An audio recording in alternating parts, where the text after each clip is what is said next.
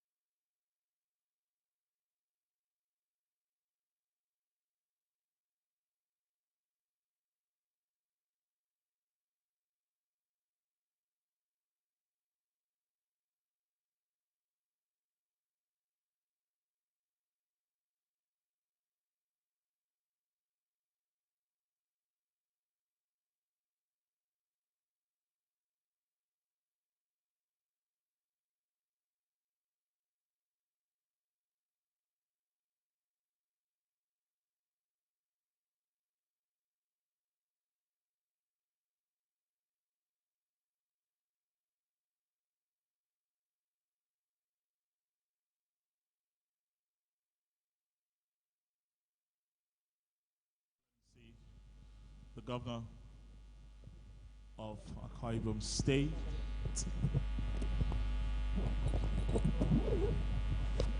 Thank you very much. We will remain on our feet for the national anthem.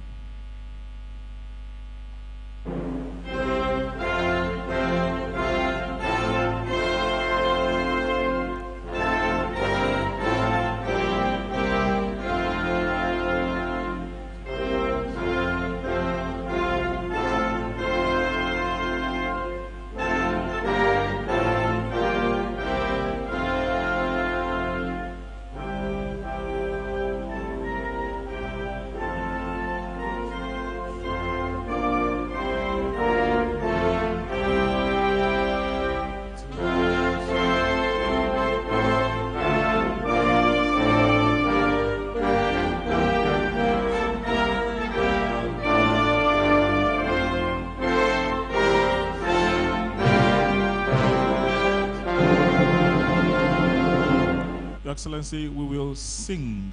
They will not play from the instrument. We will all sing the Akwa Ibom State anthem. Let us rise, Akwa Ibom State, to the faith of greatness. Oh, Akwa Ibom, let our dreams be ever one. Rise beyond ethnicity, build with love our promised land. Forward ever, backward never, serve the land in unity and love. Your Excellency, I please request that we remain standing as I invite the State Vice Chairman of the Nigerian Union of Journalists, Comrade Nene, to please kindly come up here and say brief opening prayers. Nene Afia, please.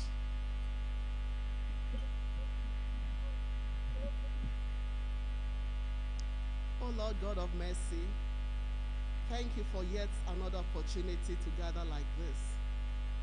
Father, Lord God, we pray, make our state the very place to be. Father, Lord, for every form of warring, be it verbal, be it physically, whatever form, we pray that you shed such sword in Jesus' name. Teach us, oh Father, to realize that each and every one of us, as individuals, as a body, we have a role to play in instilling vices in our land in Jesus' name. Bless Akwa Ibom, O Lord. Preserve our governor, preserve Akwa Ibom State. Preserve the chairman of NUJ, preserve the union. In Jesus' name we pray. Thank you very much, Comrade Nene Afia, Vice Chairman of the Nigerian Union of Journalists. Your Excellency, I had to tell the members of the NUJ to sing the state anthem, because if the members of the fourth estate of the realm do not know how to sing the state anthem, I'm wondering who would publicize that state anthem. But thankfully, they acquitted themselves very well, and they did an excellent job, despite the fact that as soon as I said we will sing the state anthem, so people who had removed their face mask put it on immediately. And we can give them a 72%, which is a B- in my own rating. Thank you very much. Your Excellency, the Governor of Akwa Ibom State, can we please put our hands together and receive His Excellency, Mr. Udom Emmanuel. Thank you very, very much. I want to believe we can, as journalists who know what is happening in this country and who appreciate the strides that are actually taking place in Akwa Ibom, despite all of the challenges, that we can give a better round of applause. Please put your hands together, ladies and gentlemen, for His Excellency, the Governor. Let me acknowledge the presence of the Secretary to the Akwa Ibom State Government, Dr. Emmanuel Kuwem, who is here. Please put your hands together for him. Thank you very much. Commissioner for Information and Strategy at Akwa Ibom State, Comrade Inni. A member Bong is also here. Thank you very much. Of course, we acknowledge other members of the State Executive Council that are here. The Attorney General and Commissioner for Justice at Akwa Ibom State, Uko Udom, Senior Advocate of Nigeria. So, yeah. I think I have seen from where I'm the Dean of Commissioners, Commissioner for Agriculture, Dr. Glory Emmanuel, who is also here. Please put your hands together for her. We acknowledge the presence of and are happy to receive the leader of this fourth estate of the realm, the chairman of the Nigerian Union of Journalists at Akwa Ibom State, Comrade Amos Etuk. And we also have Senior Special Assistant to the Governor and Chief Press Secretary, Mr. Ekerete Udo. Please put your hands together for him. Your Excellency, we have the host of some of the finest media professionals in this state here under the auspices of the Nigerian Union of Journalists. We acknowledge all former state chairmen of the Nigerian Union of Journalists who are here. I've seen a good number of them. And of course, heads of the different media organizations that are operating in Akwa Ibom State, all of whom have joined this media parley with His Excellency. Some of them, I think this is their first media parley, especially those of them who have been either recently appointed or newly posted to Akwa Ibom State. And so, Excellency, I'll crave indulgence to acknowledge the presence of the Director General of the Akwa Ibom Broadcasting Corporation, Pastor Anyetie Ukwe. Please put your hands together for him, ladies and gentlemen. Seated behind him, the ageless head of station of Comfort FM, Mr. Eddie Ekpenyong. Please put your hands together for him, ladies and gentlemen. That gentleman turned 60 and then started counting his age back. He's now 50-something. We acknowledge the presence of the General Manager of NTA, Uyo Ohis Aiboje. Who's here? Mr. Ohis Aiboje. Thank you very much. Utube Ukum is the head of station of Excel FM, was also joined us here. Mr. Utube Ukum. Okay, he's represented. Thank you. General Manager of the Akwa Ibom Newspaper Corporation, Mr. Omoite. Omoite is also here. Head of station of Passion FM, Ike Jue, is also here. Sabal Akpan is the General Manager of Inspiration FM, 105.9. From Atlantic FM, the federal government-owned FRCN station, Udom Emmanuel is also here.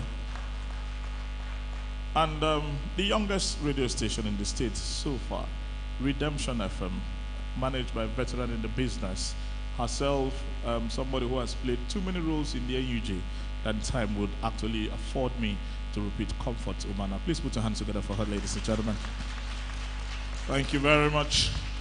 By extension, we welcome all the members of the executive of the NUJ, all of the people from the different chapels. We thank you. You're looking very resplendent in the uniform. Your Excellency, apart from the NUJ coming to show you their uniform today, they also use the uniform as accreditation. We made it very easy. Anybody not wearing it will not be allowed to enter the hall. So we thank and we welcome all of you. Ladies and gentlemen, please put your hands together for yourselves, wherever it is that you are. Your Excellency, Publicity Secretary of the PDP. He's not in uniform, that's why I almost missed him out. Baron Obasi is also here. Please put your hands together for him, ladies and gentlemen, and welcome him.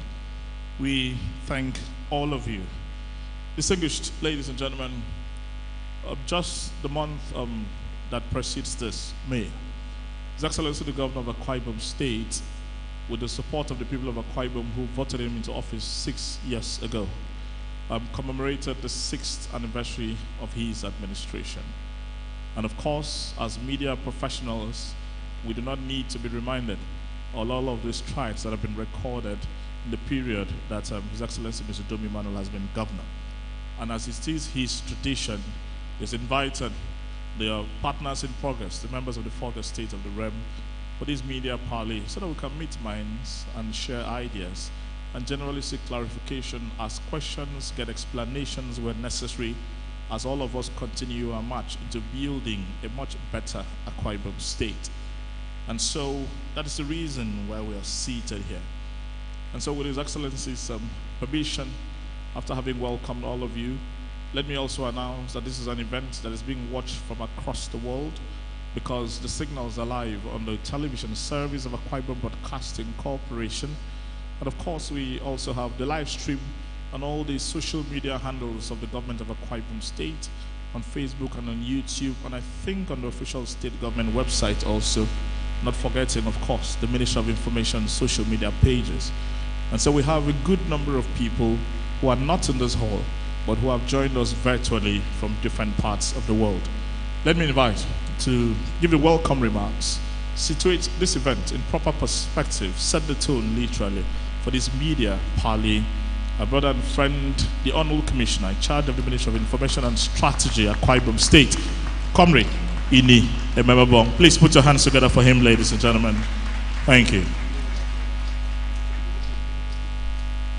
Your Excellency, the Governor of Akwa Ibom State, Mr. Udom Emmanuel, Secretary of Government, the Dean of Commissioners, the Chairman of the NUJ, with your kind permission, Your Excellency, for time and the lack of it, we rest on the order of precedence variably established by my brother, the Master of Ceremonies. Your Excellency, from Athenian Greek to present times, democracy has always existed, rested on communication between leadership and the led. And in every of these times where leadership has had to communicate with the led, leadership has had to rely on a medium. And in fact, the word media is coined from the Latin word that means a medium, an intermediary. And therefore, Your Excellency, in 6 years of your administration of Akwa Ibom State, you have used various media in reaching the people who elected you to govern. Your Excellency, today, you have chosen on your volition and by your accord to use this medium, which is the media, the human beings who interface between the encoder of messages and the decoder of messages. Your Excellency, the difference in all the media is in the largeness of the whole that allows the information to permeate through. And therefore today we present to you very beautifully dressed a media that has always supported you and will continue to support you because they are for development. Your Excellency, today they are gathered here as part of your 6 years anniversary of excellent stewardship to the people of Akwa Ibom State. But Your Excellency, because the social contract theory as propounded allows individual sovereignty to be surrendered into a certain goal for the state to provide and offer security of lives and property. And therefore, the people who contribute their individual sovereignty to that goal are wont to always ask questions as to how their individual sovereignty is being managed.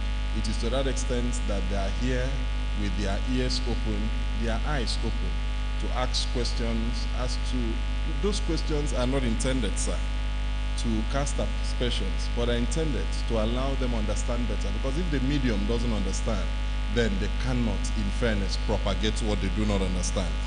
To that extent, Your Excellency, they are here. And under the leadership of Amos Etuk, this union is looking extremely uniform. And we hope that at the end of today, the reportage would also be uniform. We hope so. Your Excellency, but today is special, and we clearly thought from the Ministry of Information that we should also give you a gift, sir. So you have given yourself in the past 6 years to us in doing a lot of things for us. So today, the Department of Linguistics and Nigerian Languages translated the state anthem into Ibibio in a bid to send the idea behind, the philosophical underpinnings behind this anthem to the grassroots. They are led by the head of department, and in collaboration with the ministry, we are sending this, translating them into all languages spoken in Akwa Ibom State and sending the message deep down so that people can get the essence of that. Your Excellency, with your kind permission, before I respectfully invite you, I would like that the head of department, Dr. Ituru, should please stand with the members and sing from where they are the translated version of the state anthem.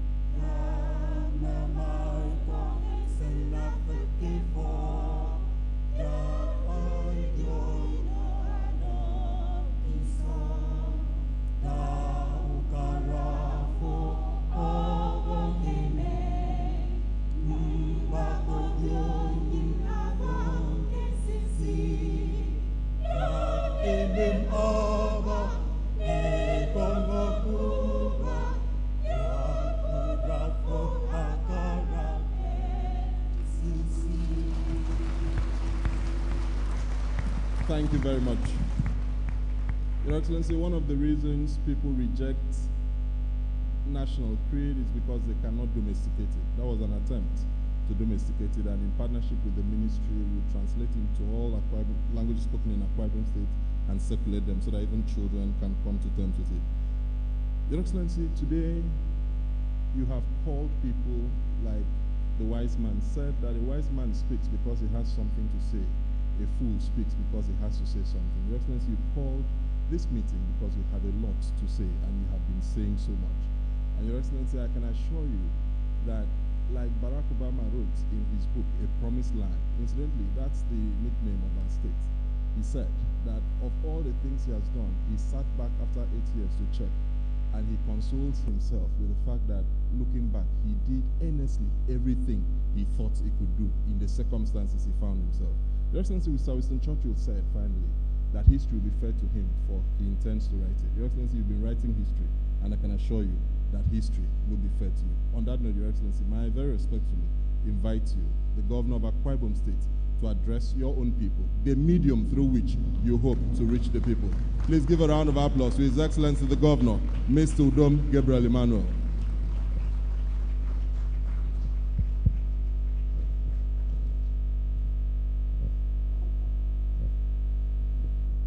Just a little, I would have said PDP. So I won't say so because these are journalists. Please, shall we be seated?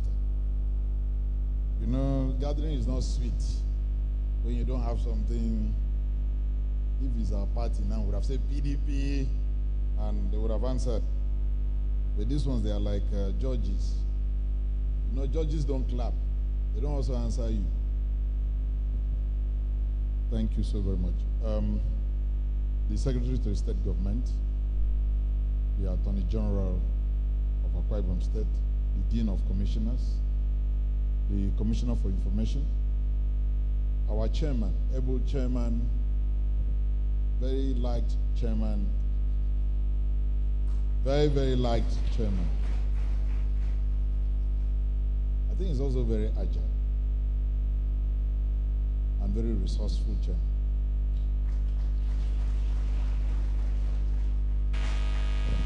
Chief Dr. Amos Etuk, the Chief Press Secretary to this present government. Let me welcome all heads of different media houses that are here. I won't start counting again. But I've not seen Planet FM. Not seen Planet. Is Planet here represented?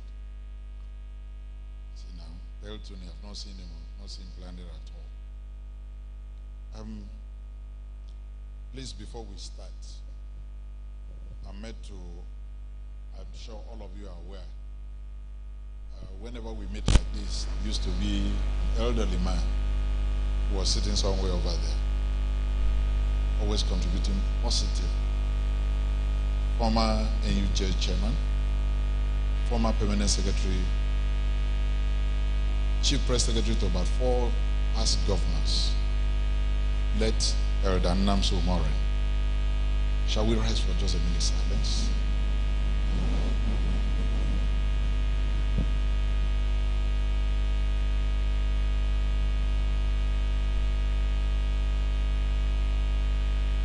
May his soul rest in perfect peace.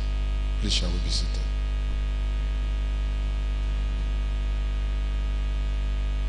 Thank you for another opportunity for us to meet. I think I've been talking and talking and talking in the past 1 month. And looking at it now, meeting with journalists. If I start again, subsector by subsector by subsector, midnight we won't live here. Midnight we won't live here. Because from health to education, and if you even look at our 8-point agenda, you see a whole lot that we've achieved. From human capacity development, industrialization, to small and medium scale enterprises, to rural and riverine development, to agriculture, to aviation development, to security, to infrastructure, just check around. I think you have a lot to talk about. And today, being a media Parley, all the while I've been the one talking, giving addresses, analyzing different things we've done. But I think also of recent, the platform had been set because in the whole country, so many people are celebrating May 29, either 6 years in office or 2 years in office. I think we are beginning to have basis to compare notes. We call it peer performance review and appraisal. So based on that, I think there could be areas in which we need to talk about, because if I start talking, I'll be the only one talking, and I will have tired all of you out if I want to take this one by one. I think some TV stations have tried to take me on. At the end of the day, we would have finished 2 hours. At times, I'm unable to even take 2 subsectors. I'm unable to take 2. If I start any of the 8 points, that I've mentioned now on our completion agenda, there's none that will take me more than 1 hour. And we are not just talking. We'll tell you one by one, verifiable things on ground that we can check based on what we've done. And you'll be wondering, economy that we've come in the past 6 years, we've been hit by 2 major recessions. We've been hit by different policies that we don't have control over, but all affecting us at the same time. We've also been hit by world pandemic that had ravaged the entire planet Earth. But even with that, we're not giving excuses. This one government, you don't see us coming to give excuses. In the midst of those challenges, I was asked by Channels TV, how would you score yourself? I think it was TVC. I said, based on what we've done on ground, based on all circumstances surrounding and all the challenges and everything within our what we can control. We don't control policies. That I would score that we've performed not less than 85%. I want to be very modest. Not less than 85%. I'm sure we'll have people that will want to ask me questions. And let me not talk so much again today. But let me also appreciate some of you who have been kind enough. You see, those things you might not know how encouraging they are. Some of you have been kind enough to just send me 1 or 2 lines. Your Excellency, congratulations. Your Excellency, you've tried your best. Your Excellency, you've done well. In the midst of people stoning you with all the sacrifices and all the things you are trying to do, those few words, I don't take them for granted. Please, even if I've not responded to your iMessages, take it from me today that I appreciate it. And thank you for appreciating what we are doing. And we can only do more and see the best God will give us to do. We are not doing anything so that people can clap. No, not at all. We are not doing anything so that people can know. Once you start taking praises from people, before you know it, you might be sharing glory with the Almighty God. All of us are on assignment. And this assignment that we are, we must do it with the best and with a sincere mind. I think that's what we are doing. Saving the people had never been easy. If it had been that easy, Moses wouldn't have missed the promised land. Saving people had been extremely difficult. Find out from the Bible, see what Jesus Christ went through. When he didn't mix with the people, he said, oh, what kind of a leader is this? He doesn't mix with people. He started mixing with the Pharisees. They scream. How can you mix with the Pharisees? They say he hasn't done this. They say, he's even healing with the power of the Beelzebub. There's nothing they didn't complain. Even when Satan wanted to tempt him, he said, but you say you are the Son of God. I saw him, you are the Son of God. So if you didn't know he's the Son of God, why do you say, but you say? So it is the nature of leadership. Once you're a leader, you will be misquoted. You'll be misunderstood. You'll be misconstrued. But I just want to say here, I think what the Bible does not actually permit is, it didn't put there that you'll be insulted so much. I think that's the area where people miss it. Because no matter what happens, a governor is the father of the state. And if the Bible says, honor your father and your mother, anything contrary to that is not the best of it all. So everything we are doing is in the interest of every single citizen of this state. Today alone, I think I've met with some local government areas. Still trying to explain to them Even when you're taking development to people, you still need to let them understand why you're taking development there and what that development will do for them in years to come. That's the nature of Africa. That's the nature of a black man. You can't help it. You must continue to carry people along, to let people know what they are doing. So the essence of my standing here today is not for me to start again or education. I've done over 4,000 interministerial, renovation in schools, putting chairs, buying books. All those things I believe either you've read or you've heard. Let me now hear you. The areas you taught, oh, Your Excellency, these areas were not so clear. We want to ask questions in these areas. We want to hear you speak about these areas. Clarify this area for us. That's why I'm here. It's today for you to speak to me. Then I'll respond. Not for me to keep speaking over and over again. So, based on that, Chairman, I think I'll crave the indulgence and that I will stand all through. Have a paper to write all your questions. I will take time, listen to you, answer your questions. Then after that, based on the questions that I get from you, I'll summarize. I think it's better you ask me face to face rather than going behind to write things that are not correct. And let me also say here, I so much love the prayer the Vice Chairman prayed, that all of us, we have a role to play. Whether we like it or not, we don't have any other state. This is the only state that we have. So what we make out of this state is what our state will become. And no matter what is happening across the globe, God can single us out for an exceptional light to shine. And I think we've proven that in some areas, that we can actually stand out despite certain things going on. I think this one state, even when there was COVID everywhere, we were still releasing new things into the economy. I remember, was it June or so last year, June or July last year, in the midst of COVID, when COVID was so strong, we were still bringing new aircrafts to run our airlines. We're still, doing so many things. People just stopped. So let's just today, let me also listen on those questions. Meanwhile, let me really thank the Department of Linguistics of the University of Uyo. That is excellent. The head of department, excellent rendition there. Thank you for putting that. You see, in the minds of the people, a lot of people don't know, our Dakada philosophy was just for a moral rebirth. Because if you don't work on the minds of the people, whatsoever you put on ground may not stay.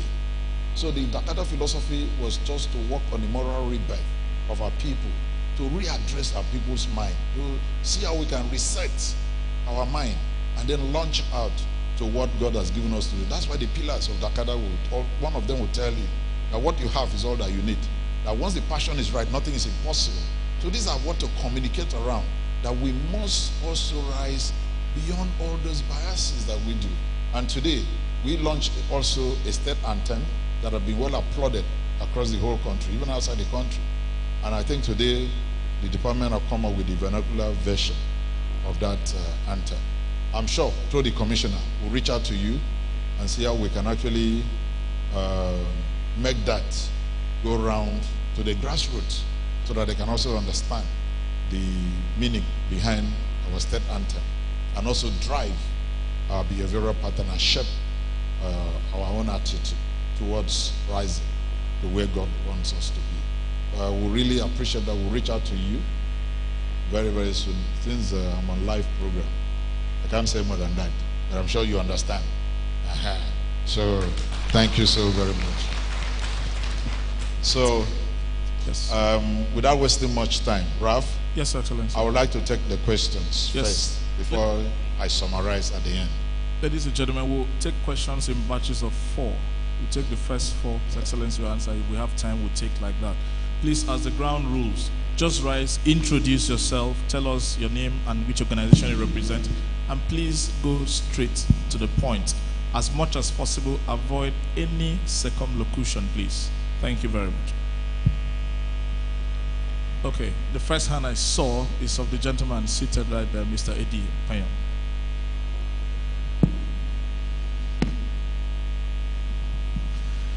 Thank you very much. Your Excellency? Yes. So far, so good. Apart from the challenges of recession that you've experienced, challenge of insecurity and the challenge of COVID-19 pandemic, what other challenges stand between you and your completion dates? Thank you. Thank you. Okay, thank you very much. I've seen a hand there. Yes. Okay, there's a hand there. There's a hand there. Okay, you're a big man. We will come to you, sir. Yes, give it to him, please. Good evening, His Excellency. My name is Udom Emmanuel. I'm from the Insights Chapel. Okay, my question is, since the administration of Obon Victor to the administration of Chief Godswill Akwa, we have seen this state sink in millions of naira into projects that ended up either being abandoned or not completed and put to use. Precisely, under Chief Godswill Akwa, we spent 8 years asking the question on the state of Ibom Science Park. His Excellency, we were given beautiful answers. As of today, we have seen the state of Udom Science Park. His Excellency, under your administration in the last 6 years, we've been asking questions on the state of 4 Points by Sheraton Hotel. We've been given beautiful answers every time. But the reality remains that up till today, that's the hotel that was commissioned about 6 years ago, is not functioning, has not been put to use. Sir, in very clear, please, in clear and probably detailed terms, I would like you to tell Akwa Ibom people what are the viable, realistic steps that you have taken to ensure that we will not come back like this after your administration have gone to ask the next administration what the state of your project, like the smart building, worship center, what the states are, sir. Okay, I think the that is point one. has been Second, made. Sir, please. Okay, if you have a second one, quickly, please. Quickly. Sir, your administration has been very commendable in immortalizing our past leaders like Ata and Godswill Akwa. Please, we want to know either whether your administration has made plans to accommodate more, precisely like the late Clement Song, who we all know made serious contributions to this country. Of course, we know that most of his contemporaries. I think you've made your point. Thank you. I think you have made your point. Thank you very much. I'm looking for a female hand. We've already had too many males so far. I'm looking for a female. Okay, yes, please. There's a female right here, please. Good evening, Your Excellency. My name is Udom Emmanuel. I work with Daily Independent Newspaper, Chairman Correspondent Chapel. Your Excellency, mine would border on the nation's economy. We would like you to advise Nigeria from your very well-informed background. You have seen that we've been staggering in and out of recessions. What do you think we need as a country, as a nation, to have a sustainable economy? Secondly, Your Excellency, your predecessor had faced off with his predecessor. And as it is, you have an undeniable face-off with your predecessor. In the interest of posterity and in the need for synergy in the development of Akwa Ibom State, do you intend to call off this face-off within the lifetime of this administration? Thank you very much, madam. My third question, No, sir. please, so that we can accommodate others, please. Thank you. One last person. I think I've seen a hand there at the back, yes. The last person I can see at the back. Please sit down, sir. Please sit down. The last hand there at the back. Yes. Please, maximum of 2 My questions. name is Ekemini Simon, the Mail newspaper. Your Excellency, Akwa Ibom State received 4.9 billion naira under SIFSTAS for 2019 in the fourth quarter of 2020. This is very impressive for your administration, as it shows improvement in fiscal reforms as compared to what we experienced in 2018. But we noticed that the state government in the 2020 budget limited itself to expect 5 billion for SIFTAS. And when we look at other states, many states like Sokoto and Kaduna, they've worked to have more. They've earned like 3 times of what we've received in 2020 because they have worked on disbursement links indicators. So, sir, why are we limiting ourselves to just this and have not fulfilled some of the DLIs that we have to fulfill? And why have we not also signed on to open government partnership like these states that have signed on and they have received huge funds? Again, in the state budget and audited financial statements of the state, we've seen provisions and they've been made for government special development projects, and funds have been retired so far. Akwa Ibom people have been wondering, what are these projects and where are these projects located? Finally, thank you. Ibom Maximum of 2 questions, please. Will please let His Excellency take the answers. We said we'll do this in batches of 4. Your Excellency, please. Thank you. Let me start from the first question. You ask about, apart from other known challenges, what are other challenges that you may not know? I think the biggest of them all is the fact that as a governor, as a state governor, you don't control policies. If you don't have control over policies, policies are being handed down to you. It's difficult to align that with your completion agenda. Because as of today, you know, the fiscal policies are completely out of our control. And so many other policies that you know are completely and totally under our control. So if you have that limitations, I think it means a whole lot. Because there's a little to which you can do. A whole lot of things that shape up the economic indices are not within the control of a state government, which you know that. It's just being handed down to us. So even if, based on what you could have done to wriggle out of it, it becomes a problem. So I think that's where we have very, very big challenges. There are a lot of things probably we could have loved to do differently, but you cannot, because we must align with the center. I think that's where we have a major problem. Because if you look at a country of 200 million people, there are certain things we need to change. We can't keep doing the same thing that we were doing over the years, still getting the same result. And then probably it's not achieving what we are set to. And if we are allowed as a state, so many things we could have done differently. And probably that could have also helped. And you see, in analyzing certain things that impact on the economy or wherever you are, there's something we call environment-induced diagnostic, procedures, which totally, what shapes up for me here and not shape up for any other place. I'm sure you understand what I mean, and I don't want to go so much into it. That's why I sum it up in that direction. Somebody asked a question about project, Ibom Science Park. Let me answer a question clearly about it's not easy or it's not right for me to stand here on a live TV and start talking about other administrations. But it's very right for me to say about things that impact all of us. If you are talking about Ibom Science Park, you see things that have to do with ICT. You can see that the lifespan is very limited. I'm sure in the past 2 years, how many iPhones have you gotten? iPhone 8, iPhone 9, iPhone 10, iPhone 11, iPhone 12, within a short span of period. That's the nature of ICT. So even the original design of the project cannot even cope 2 years down the line. So last year, or year before last, sorry, just before COVID, you could see that we entered into a different partnership with Mr. Chang, to be very specific, in China. You know, when you're talking about Alibaba and the rest of them, let's give it to them. Huawei, name it. That's the home of ICT right now. Even the iPhone you're holding, the iPad, if you turn the back and see, it's made in China.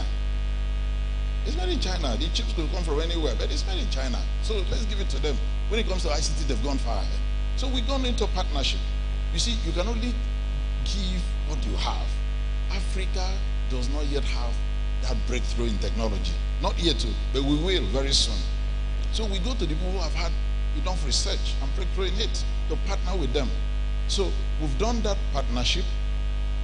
Unfortunately for us, immediately we finished that partnership, I think it was in January.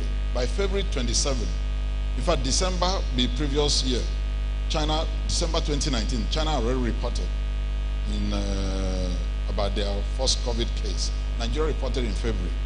And since today, I'm sure if you get to the market, you will never find a vaccine made in China. Because the vaccine they are making, they are keeping it to use it among themselves. 1.4 billion people. Before they finish vaccinating them, allowing them to travel anyhow, it will take time. I'm sure of recent, any Chinese person you see that enter Nigeria is in trickles. You don't see them in droves the way it used to be.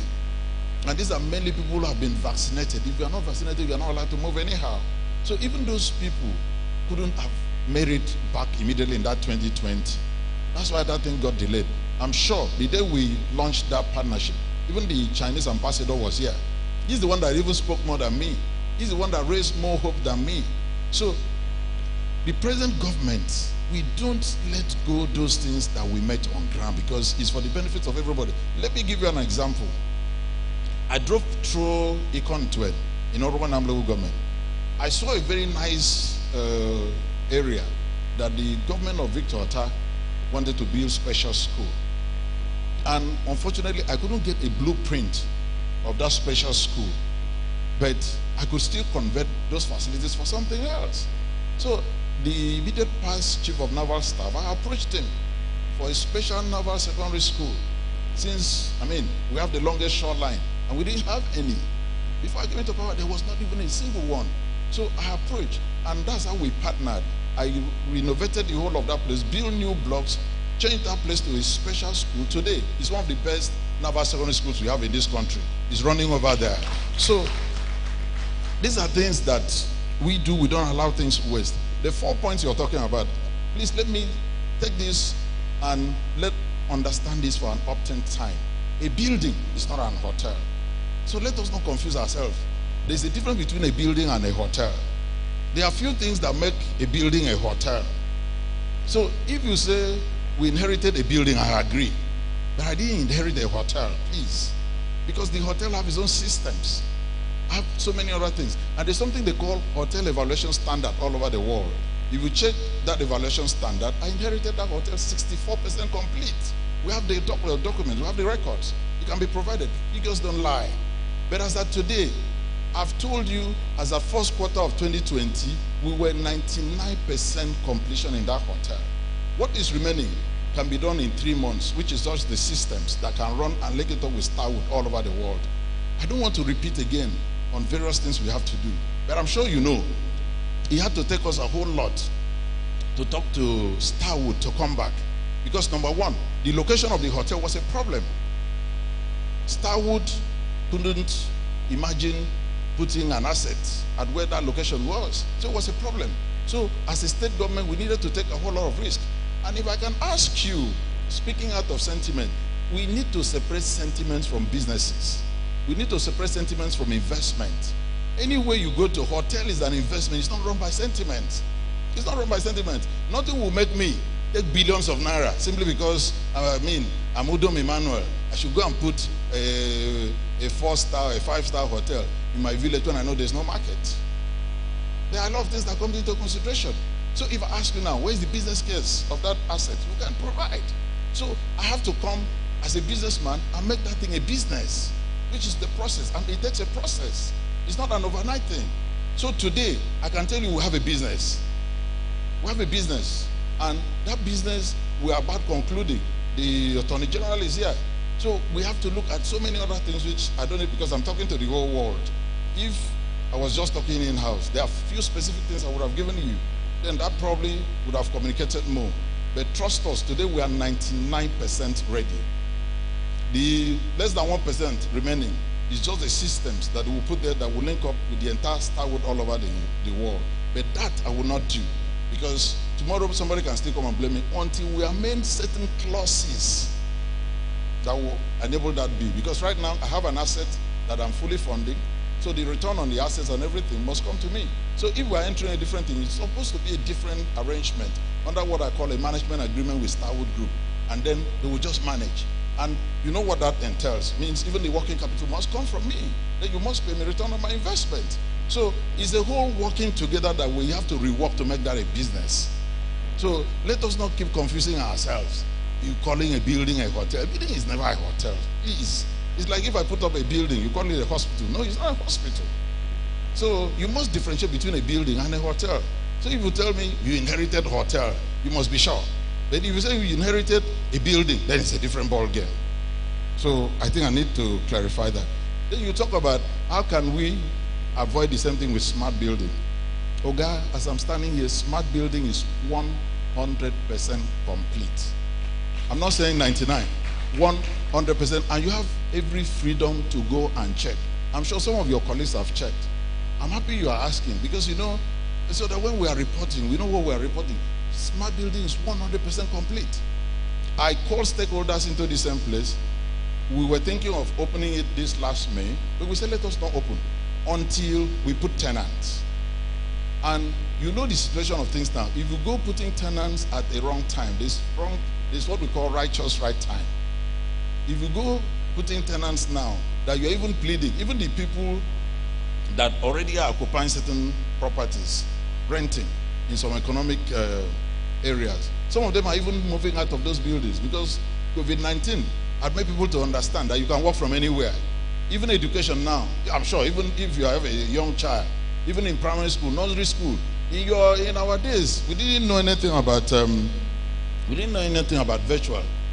But these days, you see a little child, nursery school, on a small iPad. What are you doing? Virtual education. So brick and mortar needs to go a little bit further than what we inherited. That's why we try to make that place a smart building. So it is not an uncompleted project. It's a 100% complete project. Even right now, we have potential tenants, but they've not yet paid rent.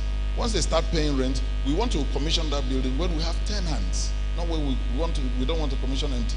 So you can take a tour of the building and be rest assured that building is 100% complete. So don't count that as uncompleted building. You talked about worship center. Worship center is something that we have to be a little bit careful. I've read all kinds of comments. I've tried to explain this over and over again. You see, what a leader has and what a leader sees, God may not reveal to every other person. So let's just understand it that way. And this is a state also that is named after God. So the worship center you are saying will be complete. The issue of the worship center is not money. I still dead back. It's because of the pandemic. You see, a whole lot of things we consume in Nigeria are not made here. Even the Cameroon zinc that our people use in the village is not done in Nigeria. We still bring them in. You know that common zinc? I don't know how we got about that name because that zinc is not made in Cameroon. But that's the way we call it here. So all those things are not, we're only consuming, they are not made here. So you could see that factories that used to work about 1,000, 2,000, 5,000 people, because of COVID, if you enter most of those factories, maximum we have 100, 200. So it slowed down the rate of production. So they don't work as much as they used to work. So it's affecting the cladding and then the roofing of the place. If you go there, you see, we've done almost everything concerning concrete, which we can get from the local market. What is remaining is just the claddings and the rest of them. Then we do the electricals and so on. So the worship center will be completed so that we stop, looking for where to beg people to worship. And mind you, this is a state with 99.99% Christians. I think, then you are talking about how we can name more to like Clementi song, and I think we are coming up. You see, we have an administration that we've even started somewhere. These things were not there. Is this administration that named the stadium? Is this administration that named the airport? In 34 years, if we started this way by now, we would have recognized. So why not even give credit that we've started something good? So we can't do everything in one day. This administration can't do all alone. So we've started something. So give us credit for that. Don't believe that we must name everything one day. No, not at all. We must start somewhere. So please, I think we're beginning to recognize. I think we should be encouraged on that. So I think that's where we see that. You could see the airport now is named after Victor Ota International Airport. Anywhere you go to, even the MRO we are doing, if you Google the MRO now, it's called Victor Ota International Airport, MRO. And that's, let me say, that's the only MRO in this region and this part of the world. Anywhere, you can check. What we need as a nation for sustainable economy, madam, you need PDP, that's all. You need PDP. One answer. One answer. You need PDP. Because check the indices. When PDP was in power, everything was up. Everything was up. Rate of exchange was 186. I think we closed at 192. Am I correct? Today, yesterday, I think it was 507. It was 507. Okay, I won't say anything more than that. I'm only giving, figures don't lie. I'm only naming figures. I'm not adding sentences. So let me just name figures. Inflation, at what point did we leave? What's the inflation today? So check. Inflation, where are we today? GDP, where are we today? So if you look at that, I think you have a basis of comparison now. And then you know what you need. So it's not me you should ask again. It's you to take decision and take action. So if you wanted to hear from my mouth, I've said it. It's PDP that you need. Thank you. You talk about the very critical and sensitive issues. Issues like this, well, I don't know how people call it. Some people call it banana peel, some call it this and that and that. But I want to tell you something. And I'm saying so with my honesty at the maximum level. In my honor. In my very, very honor. As I'm standing here, I don't have problem with a single person. There's no human being on planet Earth that will tell you, hey, that man you're saying that he doesn't greet me. Or has any, it's one thing for you to go your way. You don't know you don't have issue with AD. But there's another thing AD to say, that man you're seeing there has issue with me. But the man might not even be aware. So when it comes to politics, just leave politics. There's a difference between politics and having issues. It could be, also the problem we are seeing in Africa, which is what we are trying to break in our governors forum. You see, political party is just a platform. You see, once election is over, next is governance. It's now about the people, not about the political party any longer. So, that's what we are trying to sell at now on the new platform. Even at the present governors forum, a lot of them that you see us holding, we don't emphasize on that again. We come out, we just speak as people that have an issue. And then that we need to also do something for our country. So I think political party is just a platform. But when it comes to Akwa Ibom and South, the political party that we all know, that we all belong to, that we all believe in, that has helped us is PDP. So there's no problem about that. So I think you should be satisfied with that answer. If there's no camera, I would have answered you better than that. So don't think I don't know what to answer. So thank you. 2020 budget on sifters. One thing that I would like to appreciate people to, please, there are certain things certain special areas. As I'm sitting here, I would never claim that I'm a good journalist because I'm not one. I've not been trained that. As I'm here, I will never claim that I'm an engineer. As I'm here, I will never claim I'm a pilot. I might have the idea, I might have the business acumen to set up an airline. I may have a business acumen to start up an airline, but I might not know how to even start the engine of a plane. So they are completely different things. In the same vein, I think this state should appreciate the fact that God put certain people at a certain point in time and endowed those people with certain knowledge. This same state, they wanted to kill me at the point. Oh, every state is collecting bailout funds. You did not. Oh, governor, why don't you want to collect bailout funds and so on? I said, please, can you calm down? And it did not take time. I was exonerated. This same state, I'm not a medical doctor. When COVID-19 started, Jesus Christ, they took me to the cleaners. The only governor who wants a permanent building or, a virus. Then they call it virus. You people, some of us, we are like British people. British people. Andy Murray. You remember that guy? A very good tennis player. Whenever the guy wins very well, he's a British boy. Anytime he loses, they say, don't mind that Scottish boy. When he wins, he's a British boy. When he loses, he's a Scottish boy. They took me to the cleaners. This governor, somebody even insulted me to the extreme. That my children even read it somewhere. One of my children just called me and said, oh my God, Daddy, you really need... Do you know what the person said? He said, I used to have so much respect for this governor. I didn't know that he does not have a clue. extreme words, extreme insult. You can't say that to your father. If somebody says that to you, you can't even believe it. All in the sense of governance.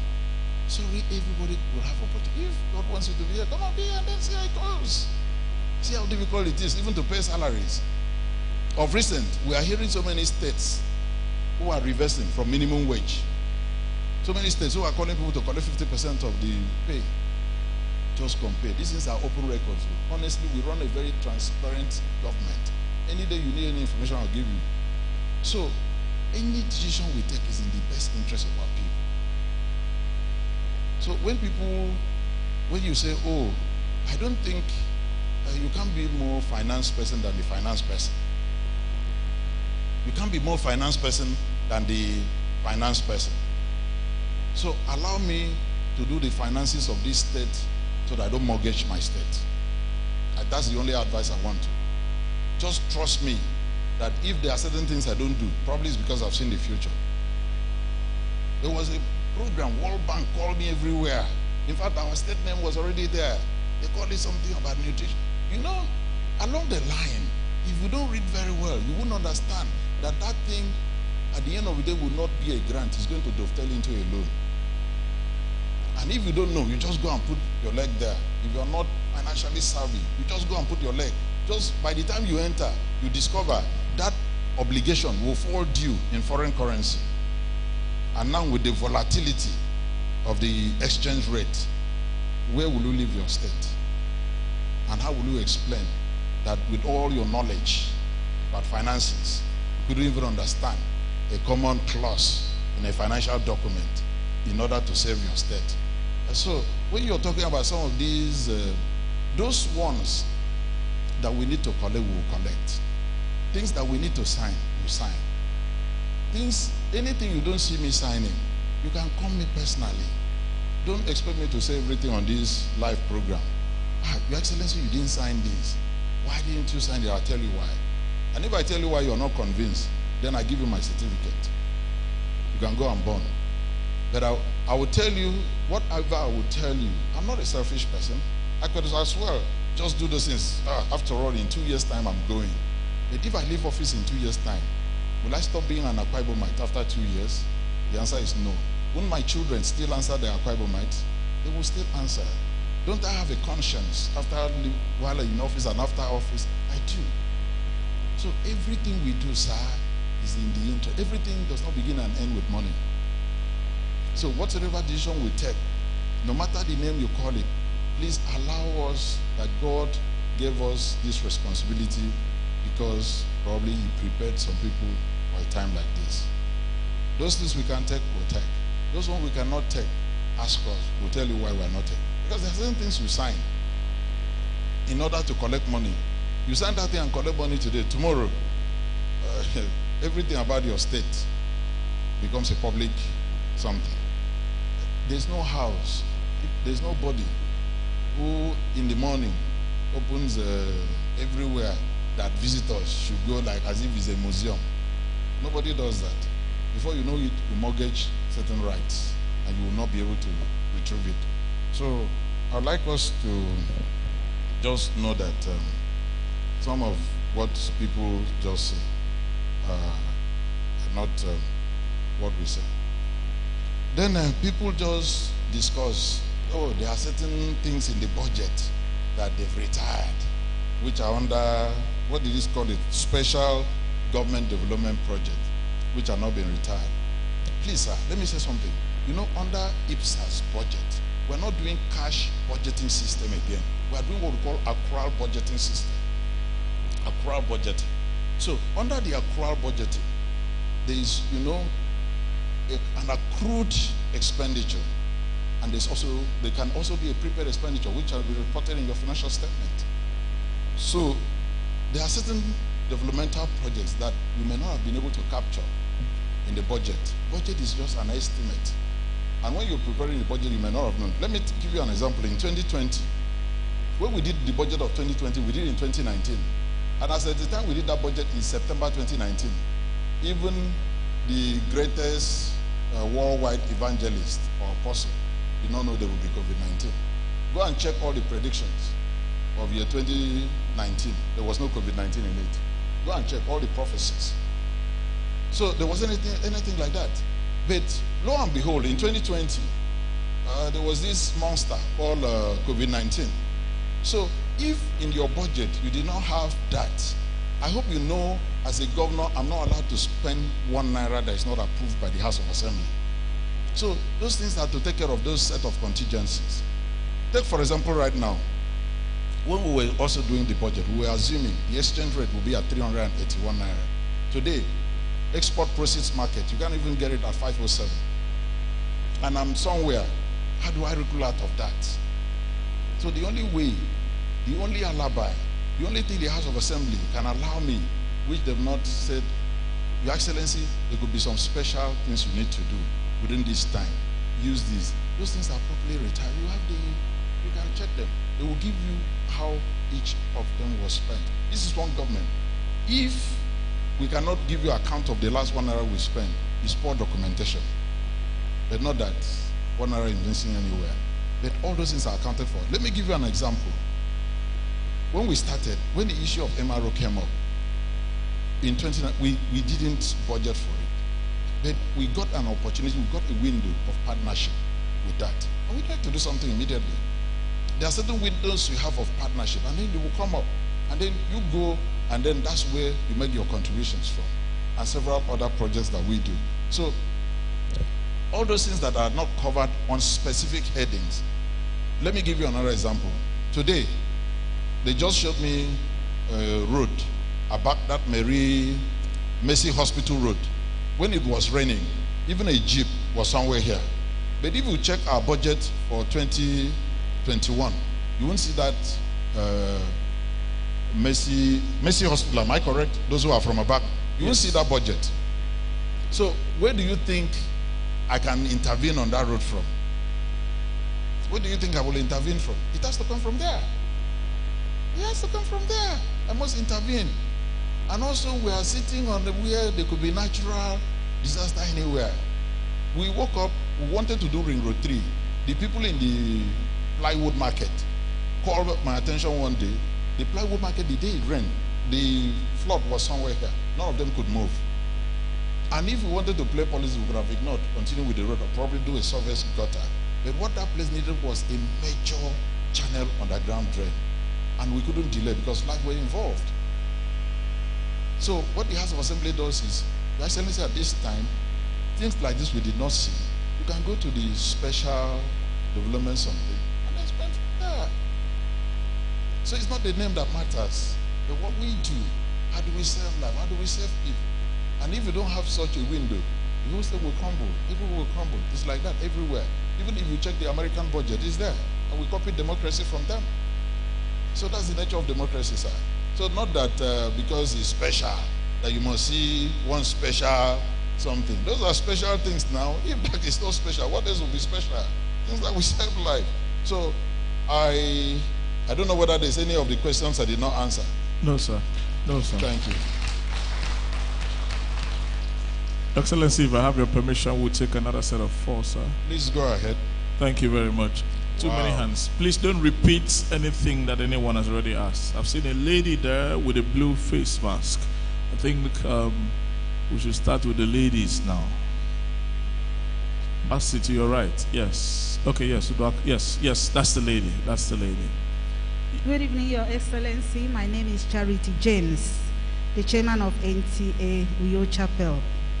Your Excellency, I want to start by thanking you for the support, financial support you gave to us when some hoodlums attacked our station and set it ablaze. On behalf of the station, I say thank you very much. Thank you. Your Excellency, I also want to let you know that there's virtually no activity of Akwa Ibom State government that we have not packaged and sent for national and international news of NTA.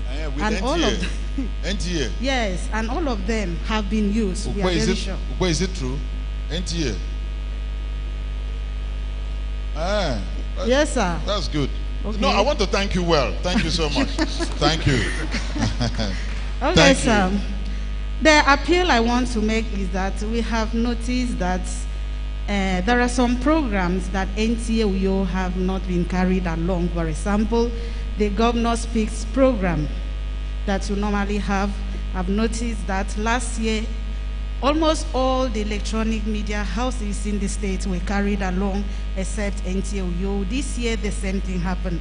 So I want to appeal that if NTA has offended you in any way, I stand to apologize. Not at all, not at all, not at all. And I plead Not that at all. NTA Uyo please should be carried along so that we will be encouraged and not feel Noted, demoralized. or noted. Thank you. Noted. Thank you, Charity. Commissioner for Information, please note that. Thank you very much, Charity. I must also register our regrets on behalf of the Commissioner. I won't call that oversight. It must be an error. Because an oversight is different from an error. Am I correct? You know, you people did English language better than I did. So it must have been an error, okay? It's corrected. Okay. 4 questions. Yes. Your name, your Organization. please. Your organization. With due respect, Your Excellency, my name is Akbarawa Ofiong Utu of the Local Government Information Chapel. Your Excellency, sir, it is on record that the last time staff were recruited to work in the local government service was in 2011, about 10 years now. And every month, people are retiring from service. The same thing is applicable to the Pioneer newspaper and AKBC. If this happens, it means at a point in time, sir, that there's going to be a yawning gap. And who are these persons to continue in the service of Akwa Ibom State? His Excellency, what is the state government doing to make sure that this gap is filled? Thank you. Thank you. Thank you very much. Ralph, Yes, can I sir. crave your indulgence? Because I know similar questions will come in. So that I can have time to throw more light. You see, this room is filled with extremely enlightened people. Extremely enlightened people. I must say so, I can boast of that. Lisa, democracy in Nigeria has 3 tiers of government: federal, state, local government. So it is not the governor who recruits into local government. It is local government is a separate arm under the structure that we run. That's number 1. But number 2, let me also throw something up here. You see, I want to speak for local government now. At times like this, you go to where it is most hot and where it is most crucial. And where is that? Education. So those people you want them to hire to be in the local government headquarters, what do you want them to do? If I also throw that question back to you, what will they be doing from morning till night in the local government headquarters? Because I can also tell you that what the present administration in the past 6 years have been doing is, instead of concentrating on those people just going to roam about every day at the local government headquarters, they concentrate that on education, teachers. And they keep recruiting primary school teachers. They keep recruiting people in the primary health care. And these are still under local government structure. It doesn't mean until they recruit somebody to just go every day, just go and sit at the local government. What will he do at that local government headquarters from morning till night? You see, we've gone beyond a time where we just follow the norms, whether it leads us anywhere or not. No, not at all. We must rationalize the ratio of the people in the local government to the ratio of the people that are supposed to do ABCD. Primary health care is essential. Primary education is essential. So I think local government in the past 6 years have concentrated on recruiting to those basic areas. They've not concentrated on this one. But even what you're saying is not 100% correct, because they've showed me, I think, may his soul rest in perfect peace, our Valata of blessed memory, recruited over 1,000 something into local government service commission. I've seen the records, over 1,000 something. In fact, 435 of that had issues, which we even cleared. The Labour Congress came, we cleared and put them back. We cleared and put them back. So it's not absolutely correct for you to say they've not been recruiting. If they've recruited 1,000 something, I think is a whole lot. But also check how many teachers have they recruited in the past 6 years. And those primary school teachers are still under local government structure. It's not under state government. Those under state government structure is State Secondary Education Board. So those who are at primary school is still under them. So I think they are really doing so much in terms of that. And when you are saying AKBC, don't cry more than the bereaved. AKBC supposed to be competing with CNN and other people. It's true. So, you see, under the current technology-driven broadcasting, if you're telling me that AKBC is not training, then I will query the DG. But if you say you should keep recruiting individuals, no, not at all. You see, we are getting into the digital transmission system, where one man can sit with his iPad and be controlling the entire, interface of the trajectory so you don't need so much of human effort. So that's why you can never hear DG of AKBC complaining about human being. He will not, because he has enough people. But if he's talking about training, fine. Because I keep telling him, I said, look, your benchmark. You see me, what I always like to do, I like to set targets that I must sweat to attain. Because you see, that's what will challenge me each moment. If you're a man, nothing challenges you. I mean, there's something wrong somewhere. Something must challenge you out of your bed every morning if you're a man. So don't give him target that is too simple for him. That's not the target we've set to. Every day, if you tune to channels, this year's 11th time, 12th time, 13th time, I will call him and say, when will AKBC take over from them? Because you must also be the best TV station. I think that's what we should strive for. And all of us here, we have responsibility to also support him. Support him with your adverts, support him with your ideas, as anything you can contribute. It's not only government. Government is never good at running any business. Government is good at creating an enabling environment. Businessmen are left to run businesses. So if people are the experts here, I'm not an expert. So my own duty is to create an enabling environment, and I'm ready to do that. So, Director General, ask me anything that will create an enabling environment for you to compete with CNN. I'm ready. Thank you. But not money. Two more questions, okay. please. Two, please, go ahead with the questions. There's a gentleman there. Okay, that one is standing. Go ahead, yes. Your Excellency, my name is Ene John. I'm from Standard Edge newspaper. Sir, my question is... Can you push the mic a bit away from your mouth, please? Yes. My question is on Eket remodeling project. Go ahead and ask. In 2015, soon after your victory as the governor of Akwa Ibom State, on a thank you visit to the people of Eket, sir, you had stated that within 2 years of your administration, that Eket will be remodeled to a standard city. I didn't say 2 years. You see, I'm one governor, I don't forget what I say, and I don't talk anyhow. 6 years after your administration, sir. No, I want to correct you on that. Okay, sir. When I visited, I told them that we would, I didn't even say 2 years, that we'll make sure we remodel the whole place within that my first term in office. But ask your question, I will answer you. I need to correct you that because you're misquoting me. Yeah. Today, the Atabong Road in Eket, the Idwa Road in Eket, the China Market in Eket, and the Eket Ibono Road, which was commissioned by your administration, even when the road was not completed. Up till today, those projects are still not completed. So what is the fate of the Eket people that 2 years that is left in your administration, that those projects will be completed? Again, sir, in 2019, when we had a media parley here in this hall, you had told Akwa Ibom people that there will be power for all in 2022. Sir, we are getting closer to 2022. What are the measures that have been put in place by your administration to give power for all to all Akwa Ibomites? Thank you, sir. Thank you. Okay, you've asked 2 questions in one. Yes. So can I take one last question, please? One more question. There's someone there. Yes, give me a microphone. Yes. Good evening, Your Excellency. Thank you. My name is Samuel Ayara from AKBC TV Chapel. Sir, my question, I'm conscious of the efforts and investments you've made in the education sector. In the last 2 weeks, I was opportuned to go around the state with the interministerial team to inaugurate projects, interministerial projects, which were majorly in the education sector. So I want to ask, we have seen the infrastructure.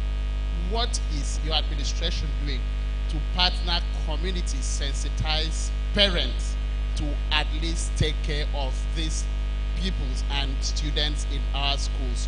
We've seen all of you've done, but it looks like parents and the communities are not ready to support this effort. You see children who are barely catered to. You see children the parents rarely provide for in our schools, and I'm worried if the government is not having. Your point has been made. Thank you. Thank you. Excellent question. Let me start with that, your last question. There's an old adage that says you can only take a horse to a river. You cannot force a horse to drink. As government, you see, even Paul Apostle, in his concluding remarks, he said, having done all to stand, do what? Stand. The question, the whole crux of that statement is having done all. So as government, we are trying to do all we're supposed to do as government. We've tried to set up, initially those parents were complaining that we didn't allow them form parent-teachers association. And you know what that means. I can't say beyond that because I'm talking on live program. That we didn't allow them. We liberalized that they should form parent-teachers association. And you see that even these days, common responsibility of a father, even in our days when we were in primary school, our parents used to provide us with a locker and a stool. Am I correct? And we took to school. So these days, you see even a pupil coming to classroom, you know, probably over the weekend, either the parent, the brother or so would have attended a funeral or a wedding somewhere.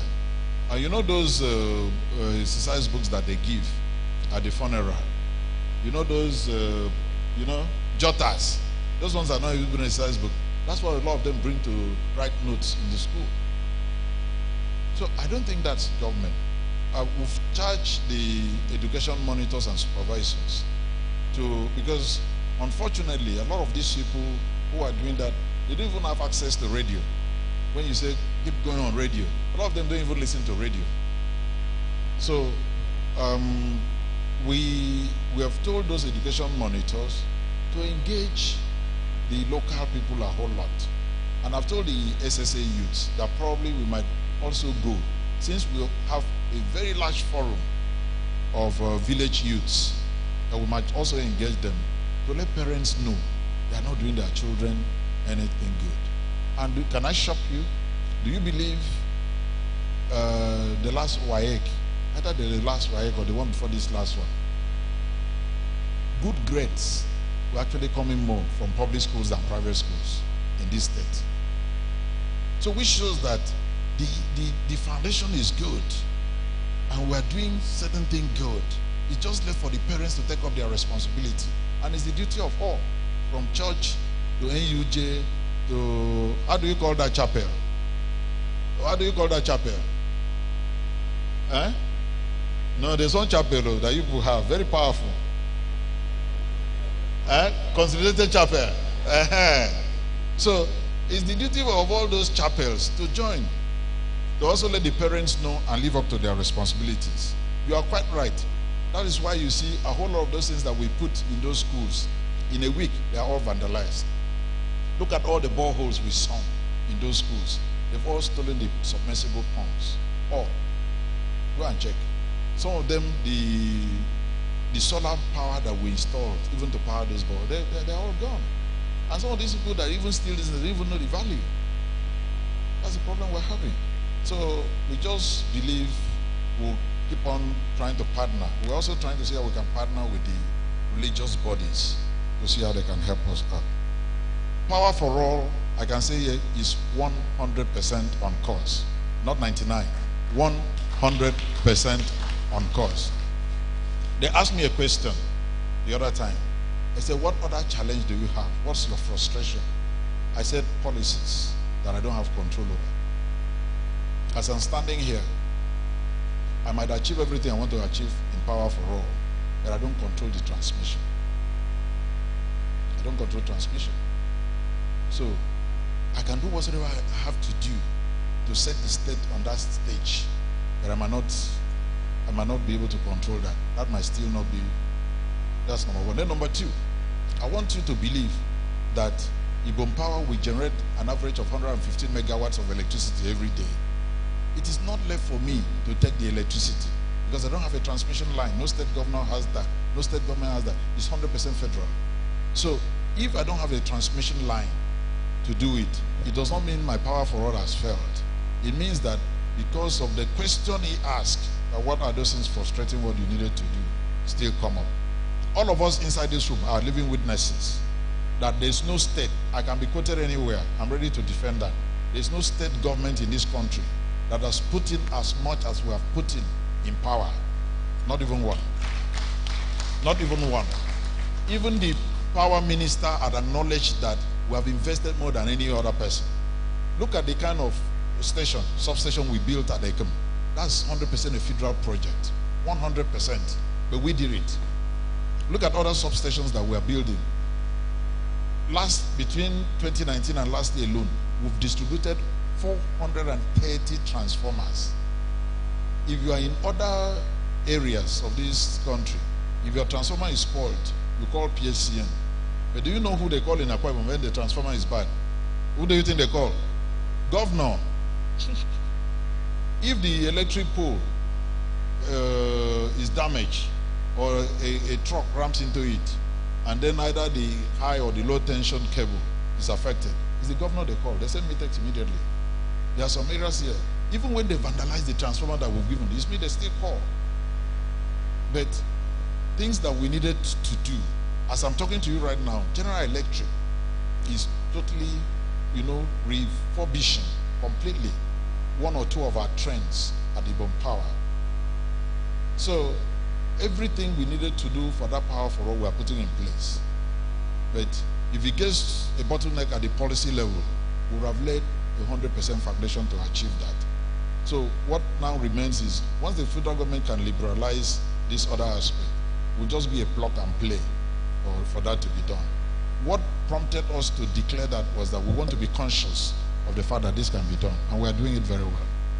So now, let me tell you what happens. Even Uyo now should have light more than 22 hours on the average every day. The light we drop at Afar Bay, you know PHEDC, they don't even take that light and give to people. And when you ask them, they say people don't pay. And once people don't pay, there's nothing they can do. Let me also tell something about Power for All. Power for All does not mean that I'm going to buy you your meter. You're supposed to buy your prepaid meter so that you regulate your consumption. So if I bring power to your area, you don't buy meter to put power in your house, doesn't mean Power for All has failed. I've provided you with power, you refuse to. That's why I say I can take a horse to a river. I cannot force it to drink. So I can provide you with milk, but I might not be able to open your mouth as an adult and put the milk. So I've provided the electricity. If you don't buy your prepaid meter and put it in your house for you to consume electricity, it's not that government has not done what they're supposed to do. We do. As of today, I can be quoted anywhere. Ask PHEDC, they will tell you that what we drop at Afarobe here can feed Uyo. I'm being conservative by saying average of 22 hours out of 24 every day. But surprisingly, two things. Either at times they don't take that light and give, or number two, do you know there's a particular section in the wet housing? We've changed the armor every year. In fact, this year alone, I think almost every quarter, the people, they wait once it rains, under the rain. So you people would think it's the rain that has affected the light. It's a lie. You know, when it rains, the movement is not that much. Especially under heavy rain.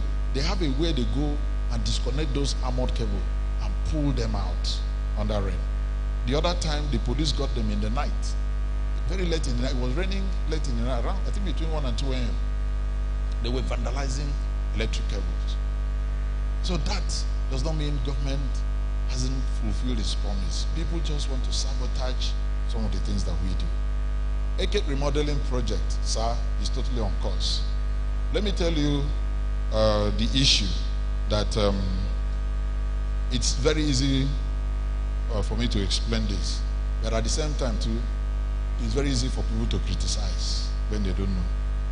When we entered Eket remodeling project, by the time we did our impact analysis, we discovered that shallow gutter can never take water out of Eket. So you can go and check. Eket was like, I don't know how many of you have seen what we are doing at IBB. IBB is 10 meters deep, 12 meters wide. There's no such erosion control that is done by any state government. And it's 8 kilometers. So tell me where you've seen that before. And that is the same IBB, even before the creation of Akwa Ibom State, has been a nightmare. You know, we tend to forget things so easily. In Sikahadwa, learn. When it used to rain, all the keke and they turn it to swimming pool and where to wash their vehicle. They were washing vehicles there. That place that damaged so many vehicles. No matter how high your jeep or your vehicle could be, enter that, you would die. And we came in, we said, well, we can get this done. And people say, no. We finished. Immediately we finished. It died in the minds of people. Now, if it rains in 2 minutes, that place is as dry as this place. Nobody remembers again how that place used to be. The same thing, once we finish this IBB, people will forget. Nobody will remember again. I would appeal, please, find time at your spare time.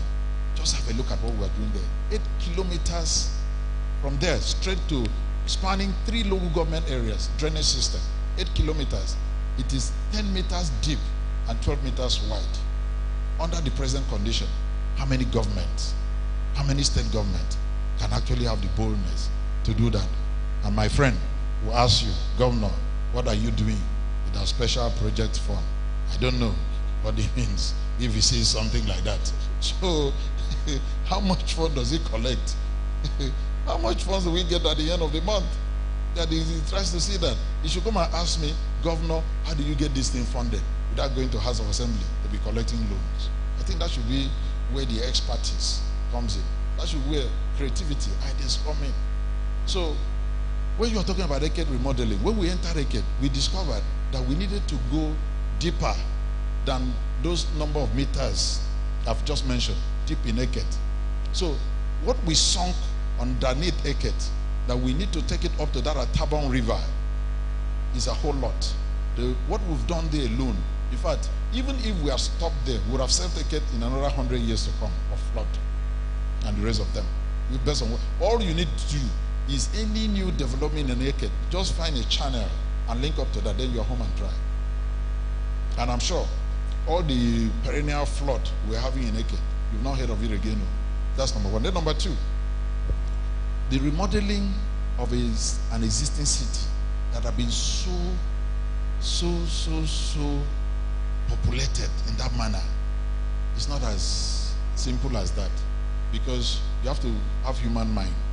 I hope you know there are some people you pay compensation, they refuse to move out. Next day they take you to court. There are times we run court cases for several months before we can even move a kilometer. Court cases. They've collected your compensation very well, but they refuse to move out. They take you to court. And if you are a law-abiding citizen, you must wait for court judgment. You must wait for court judgment. Within that period, what do you want me to do? What do you want me to do? And you're talking about the model market. The model market we are building in Eket, what percentage of completion is it? It's a non-issue. Find out where you've ever seen that kind of market before. Eket market used to be almost at the roadside, Uranka, Eket, and so on. Go and compare to what we're putting up there. It's a fantastic international market. An international market, I keep saying, is not the building. What partnership are we having with the people that would fast-moving consumer goods that will be sold in that area? You can't build such a market just to sell pepper and crayfish and vegetable. It won't be an international market any longer. Those ones should have their own section. There should be other things that make an international market. But if you're talking about the building, go and see. We're almost about 80% complete. So I don't see where we've done anything wrong. On the Akwa Ibom Road, you're saying, the same length that used to take you 1.5 hours between that junction up to Ibom, now it's taking you 15 minutes.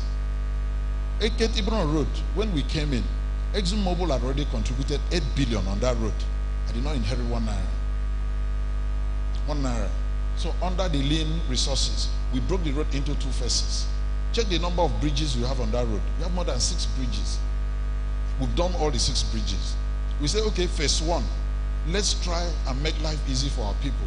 Let's finish the whole of the right lane and complete all the 6 bridges. Let people use it. Commissioner is at phase 1. That's what I did. But today, if you hear people talk, they talk as if we're deceiving people or we didn't finish the job we completed. We don't do that. This is not the kind of administration we do. We broke that job into 2 phases. It's a job of over 26 billion naira. So we broke it into 2 phases so that we could be able to accommodate and also attend to other people. If we take everything and put under Akwa Ibom Road alone, won't other people also drive on the road? And let me also say something. The left lane that is under phase 2, which we are still working on, even if I don't complete it, I'll be very satisfied I've done something great. Because that side of the road, there's a section there, I think close to how many kilometers, that we have actually tried to excavate 3 meters deep and it's still clear. So if I wanted to do a political road, I could have just filled it with sharp sand, tie it and let it go. You drive it, once I leave the office, the thing would go. But what we are redesigning now is that some of the places we need some piling. Then we do like, you know, there are some places you drive on roads. I don't know how many of you drive very often. Lagos-Ibadan Expressway. You know, there's a place up to 5 kilometers. Don't use a normal road, but it's a bridge.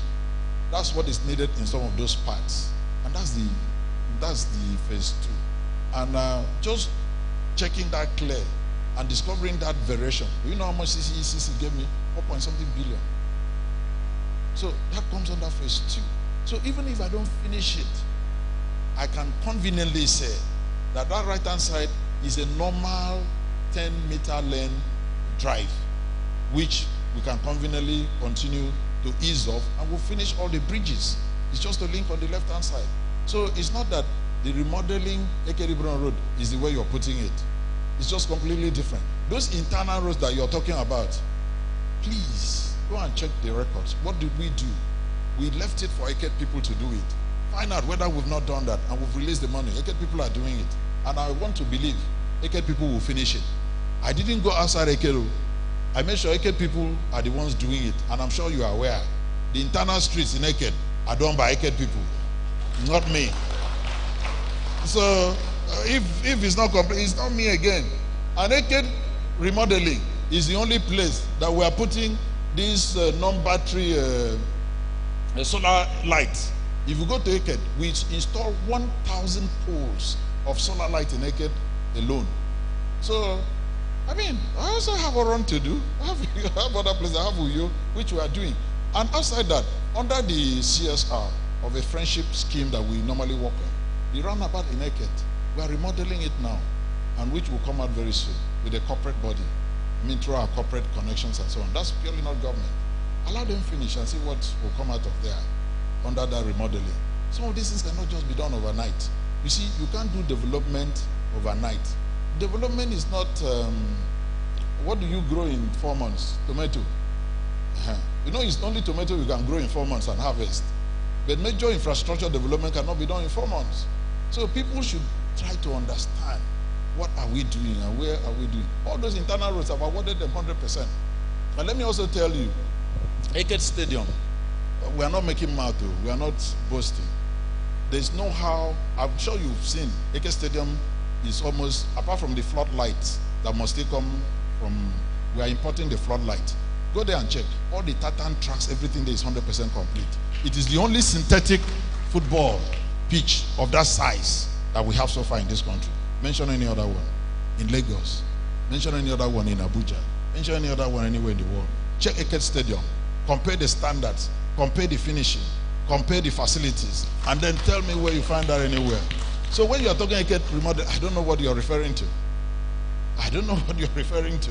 Why not just allow, let's commission everything and then tell me whether we remodel Akwa or not. Well, I like those questions, so I wish I have all the time. I would have stood here for, you see now, they've given me paper. Ugbe has given me paper. AKBC, they need to go back for their programs. So I have to stop. You've seen it here. So probably, as I said, we shouldn't wait. You see, do you know why I'm very happy? Because there are certain states in Nigeria where a governor can stand like this. You don't have questions to ask. Because he doesn't have projects. Am I correct? So for the whole hall, hands everywhere, means we have projects everywhere that people are trying to ask questions. So I'm very happy. I'm extremely very happy. It means that we must find a way to do this thing very often, so that you can have time to ask me questions on each project. You can imagine today, nobody has asked me questions on aviation development. And I started this meeting on completion agenda, the total air points. We have not even exhausted one of those points. If you want to take one, just one like this, you can't exhaust it. I've not touched anything on agri, not touched anything on aviation development, health sector, nothing, absolutely nothing. Road infrastructure is just a tip. So I'm very happy. I'm very happy that the whole hall, everybody wants to ask questions. Because those other parties that you mentioned, you won't see them commissioning projects too. It's only PDP that commission projects in this country. So it's good. Please, Chairman, try and make it very, very often, so that they can have time to ask questions every month. Because when we have projects littered everywhere, that's when people are looking for avenue to ask more questions. But once again, let me thank all of you. This thing couldn't have been possible if we had called and some of you could not come here. But let me make one remark. See, uniform that people wear is not a costume. Uniform is more significant than a costume. It shows that as you are all here as NUJ, you have one mind, one purpose, one direction, one goal, one leadership. I want to appreciate you for that. It gives me that sense of unity of purpose in the NUJ.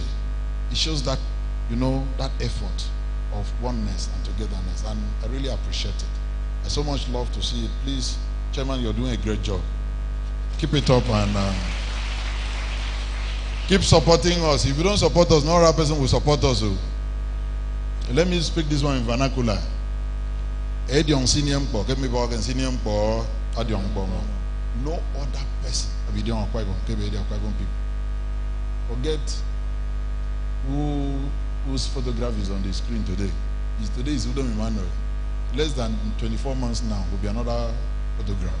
And what matters most, what God has given you, what have you used it to help the state, so that we can build economy that our children will not suffer the way we suffer.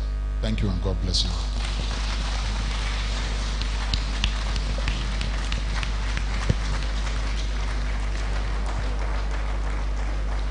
Ladies and gentlemen, can we please put our hands together for His Excellency, the Governor of Akwa Ibom State. Thank you very much. Thank you very much. At least we get to hear from the Governor. You may please be seated, gentlemen. You may be seated. We thank the people also who have joined us from home, from the different parts of the world in which they're receiving the signals of this broadcast, via television and via the World Wide Web.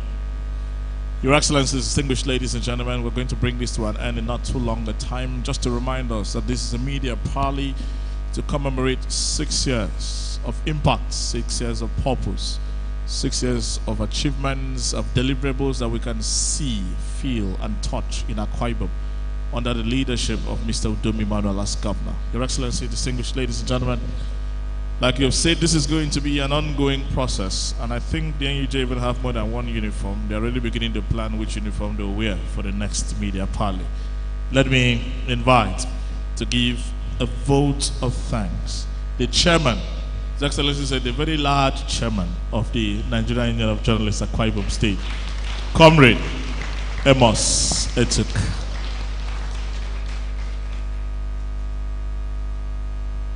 Praise the Lord. Praise the Lord. Praise the Lord. Your Excellency, Nigeria's most friendly media governor,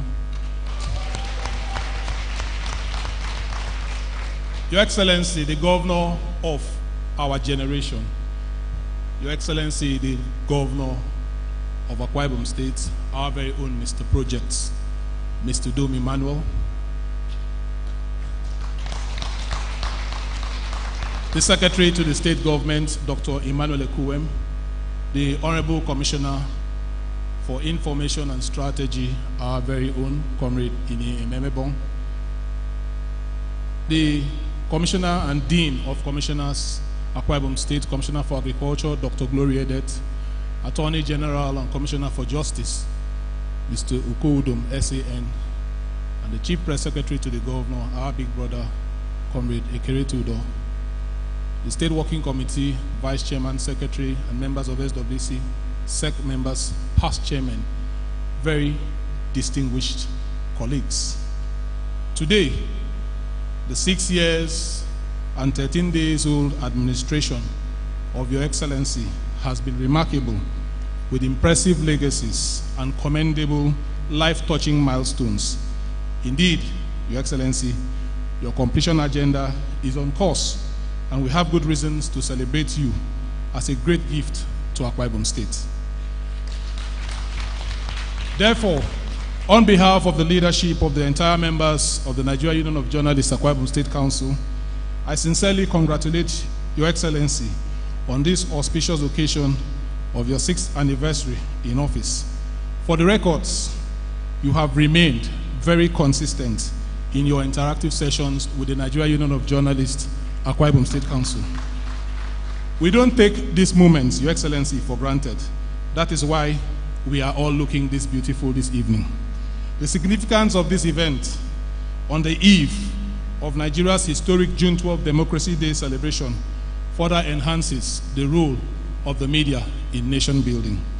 As critical partners and stakeholders in governance, we have followed the undertakings of your government with keen interest, and listening to you today, sir, we are satisfied with what you have been able to achieve under the completion agenda of your administration.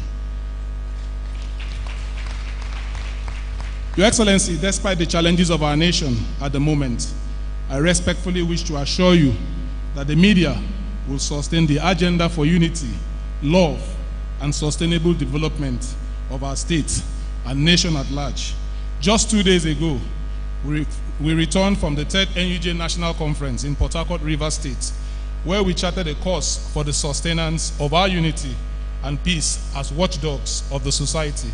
At a time, confidence in leadership at the center has come under public scrutiny and outcry. As a respected professional body with constitutional obligations, we are confident that the lofty projections of your dynamic and visionary administration for Akwa Ibom State will be successfully accomplished by the end of your administration. As a body, sir, we have remained committed to professionalism and thereby raised the stakes and effectively closed the doors against journalism quacks and interlopers in Akwa Ibom State. Your Excellency, for the records, there could be no better time to belong to this noble profession than now. This is because, standing from the vantage stage, we can count some journalists who have distinguished themselves serving in your administration. From our living ancestor, His Excellency, the Deputy Governor of Akwa Ibom State, Mr. Moses Ekpo, MFR, the Permanent Secretary in the Ministry of Women Affairs, Comrade Margaret Edem, the Permanent Secretary in the Ministry of Information and Strategy, Comrade Ian Jameson, the Chief Press Secretary to the Governor himself, Comrade Ekeretu Udo, the DG of the AKBC, Pastor Anietu Ukpe, the MD of Redemption FM, here seated, Comrade Comfort Umana, and Elder Paul Bassi, the Chairman of Akwa United Football Club in Akwa Ibom State. Yesterday, sir, Akwa United set an all-time Nigerian Professional League record, going 15 unbeaten runs in the Nigerian Football League. We also have other media aides of the governor who are working to support us. Your Excellency, this is happening under your leadership of Akwa Ibom State. I will not hesitate to offer you more members whenever the need arises. Like you always say, the reward for good work is more hard work. Thank you also for acknowledging and honoring our late state chairman, late comrade Namso Umoren. We are very grateful, sir. The year 2021, Your Excellency, is significant to the State Council. At the moment, we have recommenced work on our main auditorium project, which was initiated 18 years ago. And when completed, it will be the biggest in any state council in Nigeria. We therefore respectfully solicit your support towards the completion of this edifice, which when completed will help the union generate income. Permit me to also use this opportunity, Your Excellency, to intimate you that come October, we will attend the National Triennial Delegates Conference of the NUJ. And Akwa Ibom State is set to project a candidate for the office of the Vice President Zone F, that is the South-South region. We solicit your spiritual and financial support towards the realization of this undertaking, which has the potential to entrench our state in the national leadership of the NUJ. Although we do not intend to bore you, Your Excellency, with many requests, yet as our father, we request that you use your good offices to approve the release of buses for our different chapels, Nawoj and Swan. It is on record, Your Excellency, that the last time this was done was under your leadership as the Secretary to the state government. And we believe today presents another opportunity for you to reach out to the union. As it stands, Your Excellency, many of the buses are grounded due to depreciation occasioned by age and use. This situation has made logistics difficult both for the State Council and many of our chapels. We further appeal that you consider the implementation of the 22% weigh-in allowance for media workers in government employ and in Akwa Ibom State. Your Excellency, it is our passionate appeal also that you strengthen the editorial content of the Akwa Ibom Newspaper Corporation, publishers of the Pioneer newspaper, with the employment of professional journalists, and also the Akwa Ibom Broadcasting Corporation. I also want to appeal that the non-utilization of the community gauze press machine at the Pioneer newspaper be addressed, as it has the potential of generating huge revenue for government. Such huge investment should not be allowed to go down the drain. Your Excellency, let me use this opportunity and this platform to emphasize that NUJ remains the body recognized by the laws of the Federal Republic of Nigeria with regards to journalism practice, monitoring of the media space, and agenda setting. Therefore, any group of individuals parading themselves as practitioners and do not belong to the NUJ are mere pretenders and quacks who deserve to be handed over to law enforcement agents. We have come here today with publications from our State Council, individuals, and other chapels. These publications, anchored by our members, have added to the records of firsts by Akwa Ibom State. Our State Council magazine is the first of its kind in the South-South region, telling the story of Akwa Ibom State as written by core professionals, and we will present them to you. At this juncture, sir, let me place on record our unfeigned appreciation to a leader and father, His Excellency, the Deputy Governor of Akwa Ibom State, Mr. Moses Igbo, MFR, who is unavoidably absent, the Deputy Governor of Akwa Ibom State, for his supportive role in the success story of your administration. He has been an exemplary ambassador of our State Council of the NUJ, and we are proud of his overwhelming support. Also, our Grand Patron, the Chief of Staff to the Governor, Akbarawa Ifemi, has always been there for us. We sincerely appreciate his wise counsel and support that has made us the best in the South-South region. Your Excellency, let me especially appreciate the Honorable Commissioner for Information and Strategy, Comrade Udom Emmanuel.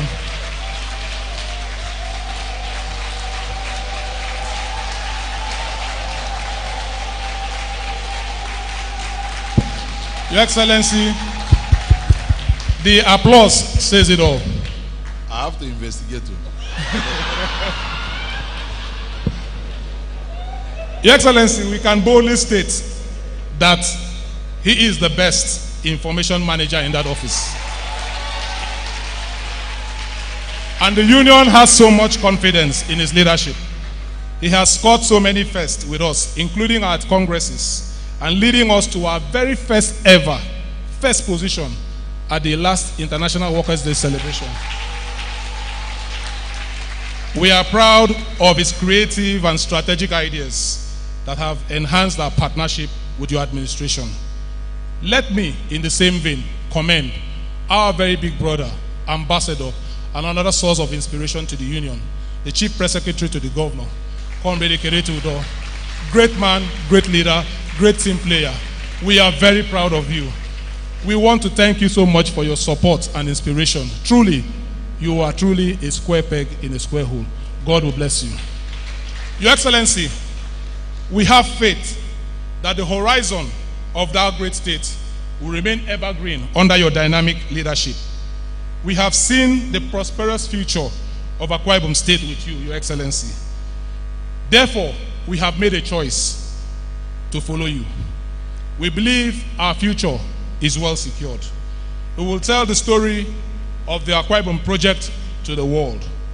We go home in peace, rest assured of a happier future for Akwa Ibom State. Finally, Your Excellency, you have the strongest confidence of the Nigeria Union of Journalists, Akwa Ibom State Council, in making Akwa Ibom State the best. Indeed, with God, all things are possible.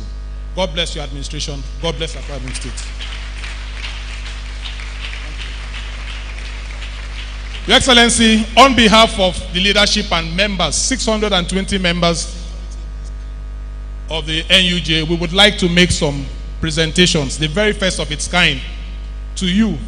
6 years of meritorious service to Akwa Ibom, 6 years of quality leadership, 6 years of a successful course of your completion agenda. There can be only one Akwa Ibom State, and you are leading us to the land, not just of a destination, but a successful story to tell of our history. God bless you, sir.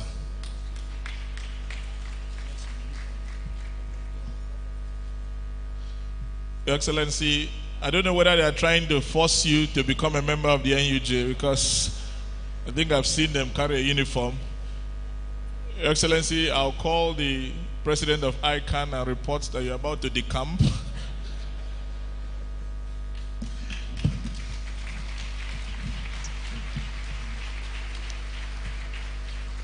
Thank you very much.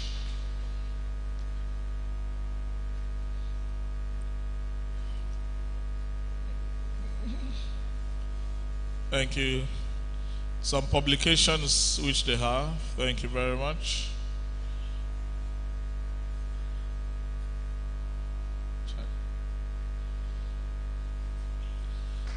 Thank you very much.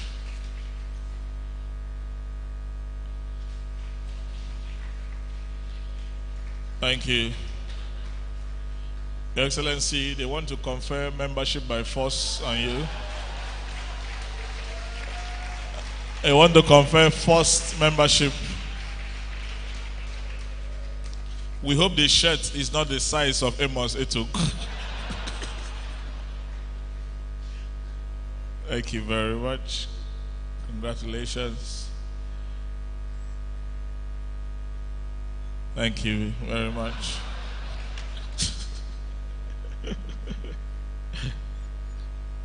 Thank you very much. Please put your hands together for the chairman of the NUJ. Thank you very much.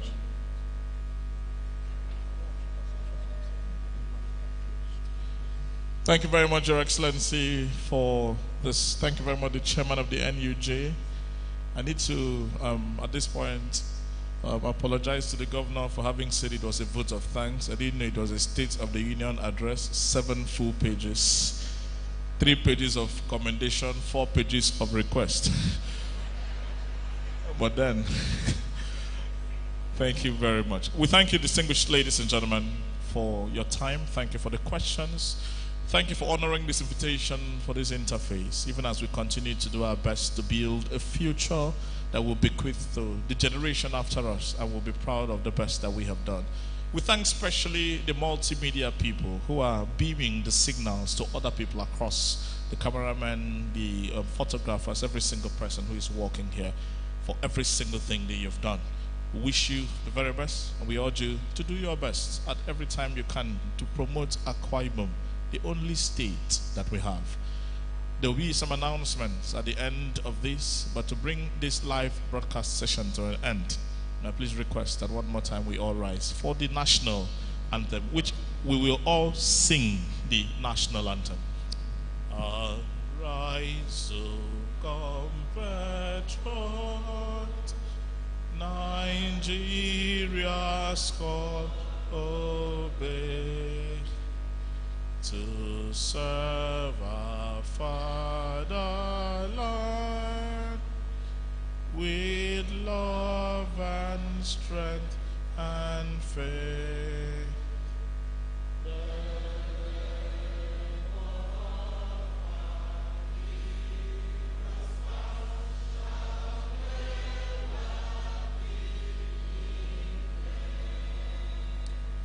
To serve with heart and mind, one nation bound in freedom,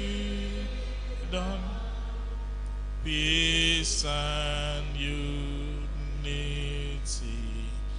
Thank you very much, ladies and gentlemen. Please, those who are handling